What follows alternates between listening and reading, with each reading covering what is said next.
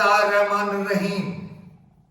अनगिनत दरूद व सलाम जनाब मोहम्मद रसूलुल्लाह सल्लल्लाहु अलैहि वालैहि वसल्लम की ज़ात पर, उनके आल पर और उनकी औलाद पर। नाज़रीन, पहले ये वीडियो मुलाज़ा कर लीजिए, फिर बाकी बात करते हैं। Hello everyone, this is Najam. 6 November programme PTV morning show, उसमें इसराइल सऊदी अरब के हवाले से जो मेरी रिसेंट वीडियो आई थी, उसके बाद मैंने एक डिटेल वीडियो ऑन साहब को भेजी है। लेकिन ये वीडियो मैं ये बताना चाहता हूँ कि उसमें हमारे डीसीए डीएन ऑन साही की बिल्कुल इन्वॉल्वमेंट नहीं थी। उन्होंने मुझे नहीं कहा था वो सवाल करने के लिए। It was totally N unintentional mistake. वो वीडियो बनवाई गई थी मुझसे एजेंसीज का नाम लेकर कि इसमें एजेंसीज इन्वॉल्व हैं, वो आपके पासपोर्ट को बैन कर देंगी, वो आपको किसी चैनल में नहीं जाने देंगे, आपकी फाइल बहुत गंदी की जा रही है, आपका करियर जो है वो तबाह हो जाएगा। कुछ पीटीवी के एक्स इंतजामिया, फॉर्मर कलीग और सीनियर जर्नलिस्ट ने मुझे ये सब धमकाया और ये वीडियो बनाने के लिए कहा।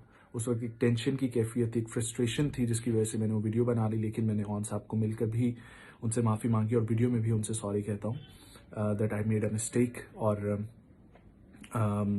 ये होल सिनेरियो था। एक वो कंप्लीट वीडियो ऑन साहब के पास है और उसके साथ साथ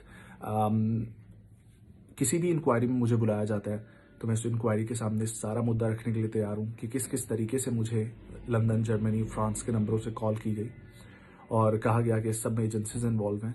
और फिर ईरान का नेक्सस जोड़ने की कोशिश की गई। मुझे कहा गया कि आप अहले तशी हैं, आप अहले तशी हैं। अहले तशी ऑन साहब तो हैं, लेकिन क्या आप भी अहले तशी हैं? इस वजह से आपने ये सब लॉबी का हिस्सा बन के ये सब कुछ किया।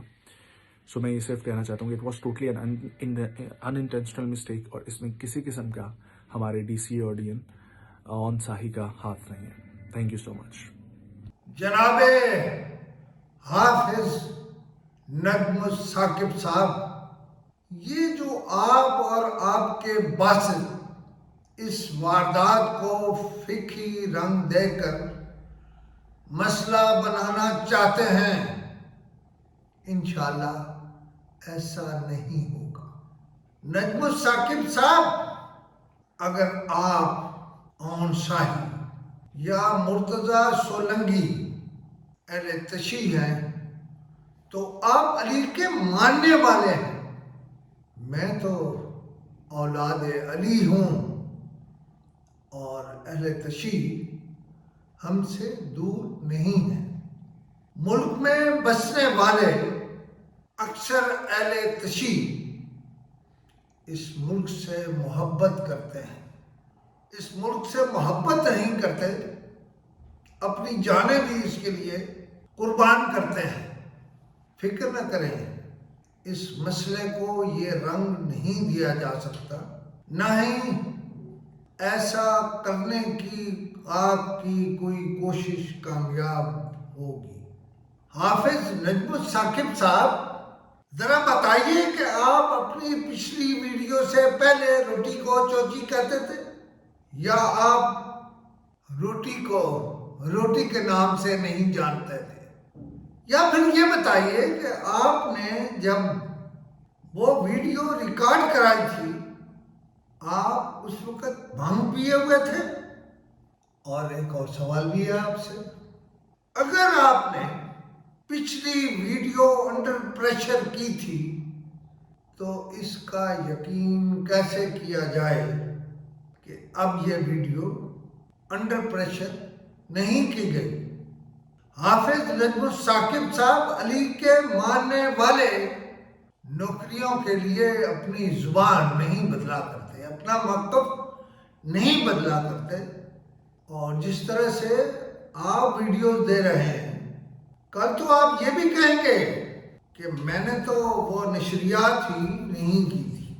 हाफिज साहब, हम ये तो मान लें कि आपने ही सऊदी अरब और मुत्तहिदा अरब अमारात के खिलाफ प्रोग्राम किया था और इस प्रोग्राम में आपने जो बातें की थी वो हकीकत पर मबनी नहीं थी, या ये सब भी किसी और ने किया था? آپ پی ٹی وی کی اس سابق انتظامیہ یعنی آپ کے فارمر کلیگ اور جرنلسٹ کا نام آپ کیوں نہیں لیتے؟ آپ کے بقول میں ان کا ذکر کر رہا ہوں جنہوں نے آپ کے بقول آپ کو ڈرایا، دھمکایا اور سابقہ ویڈیوز کرائی تھی۔ حافظ صاحب، اگر آپ علی کے ماننے والے ہیں تو ایک ویڈیو اور کریں اور بتائیں کہ آپ سے وہ ویڈیوز کس نے کرائی تھی۔ اور اگر صرف آپ کو کسی باہر کے نمبر سے فون آ جائے تو کیا آپ ڈر کے مارے ویڈیوز بھی کر دیتے ہیں اور ان کی مرضی کی ویڈیوز کر دیتے ہیں؟ آپ کو اگر لندن، جرمنی، فرانس کے نمبروں سے کال آئی تھی، یہ میں آپ سے کہہ رہا ہوں نجم ثاقب صاحب، اگر آپ کو کالز آئی تھی تو آپ نے یہ کالز کسی کو رپورٹ بھی کی تھی؟ کیا آپ نے پولیس اور ایف آئی اے کو ان کالز کے بارے میں آگاہ کیا تھا؟ انکوائری تو آپ کی ہونی چاہیے نجم ثاقب صاحب، اور اب تو کرنی بھی آئی ایس آئی اور ایم آئی کو چاہیے تاکہ دودھ کا دودھ اور پانی کا پانی ہو جائے۔ اب آتے ہیں جناب نجم ثاقب آن شاہی کے پاس اور مرتضیٰ سولنگی کی طرف۔ میں پہلے بھی اس بات کا ذکر کر چکا ہوں کہ مرتضیٰ سولنگی نے 2019 میں سعودی کراؤن پرنس محمد بن سلمان کے خلاف سوشل میڈیا پر ایک بھرپور کمپین کی تھی، اور یہ کمپین تب کی گئی جب سعودی کراؤن پرنس جناب محمد بن سلمان پاکستان میں تھے، اور اس وقت تک انہوں نے وہ کمپین جاری رکھی جب تک محمد بن سلمان پاکستان میں موجود رہے۔ محمد بن سلمان کے خلاف کی گئی اس کمپین کے نتیجے میں پاکستان کی وزارت داخلہ نے مرتضیٰ سولنگی سمیت ان تمام لوگوں اور تنظیموں کے خلاف ایف آئی اے کو انکوائری کا کہا تھا، اور جناب مرتضیٰ سولنگی اس وقت بڑے بہادر بنے تھے اور ایک ٹویٹ میں کہا تھا کہ او بے چرمو، مجھے گرفتار کر لو۔ اس سب کے ثبوت آپ کو اسکرین پر نظر آ رہے ہوں گے۔ مرتضیٰ سولنگی صاحب، آپ یہ بتائیے کہ محمد بن سلمان کے خلاف اس وقت جو کمپین کی گئی تھی، کیا وہ پاکستان کے مفادات کے خلاف نہیں تھی؟ کیا وہ پاکستان کے خلاف ایک سازش نہیں تھی؟ اور آپ نے اب ریڈیو پاکستان پر اسرائیل کی حمایت میں اور پی ٹی وی پر سعودی عرب اور یو اے ای کے خلاف پروگرامز کروانے کو کہا۔ کیا وہ پروگرامز پاکستان کے مفادات کے خلاف نہیں تھے؟ کیا یہ پروگرام پاکستان کے خلاف سازش نہیں تھے؟ اب تقریباً 4.5 سالوں کے بعد اس کمپین کو آپ کون سا رنگ دیں گے، فکی یا کچھ اور؟ کیا اس وقت ایک غیر ملکی طاقت کے مفاد میں یہ بات نہیں تھی کہ محمد بن سلمان کو جمال خشوگی کا قاتل ٹھہرایا جائے؟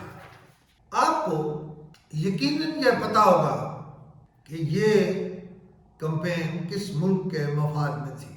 میں ایف آئی اے سے سوال کرتا ہوں، میں ایف آئی اے کے ڈی جی اور متعلقہ ڈائریکٹر سے سوال کرتا ہوں، کیا بنا اس انکوائری کا؟